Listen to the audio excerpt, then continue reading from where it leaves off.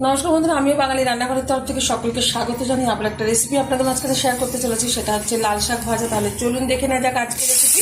ওভেনে একটা কড়াই বসিয়ে তাতে দিয়ে দিয়েছিলাম কিছুটা পরিমাণে সাদা তেল। তেলটা গরম হয়ে যাওয়ার পর দিয়ে দিলাম সামান্য পরিমাণে হলুদ গুঁড়ো, বেশি দিইনি তাহলে লাল শাকের কালারটা নষ্ট হয়ে যাবে।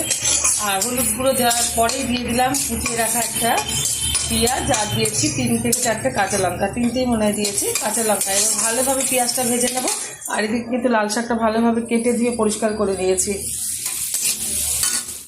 পেঁয়াজটা খুব ভালোভাবে ভেজে নিয়েছি। এখন দিয়ে দেবো কুচিয়ে রাখা লাল শাক, যেটা ভালো করে ধুয়ে পরিষ্কার করে দিচ্ছি।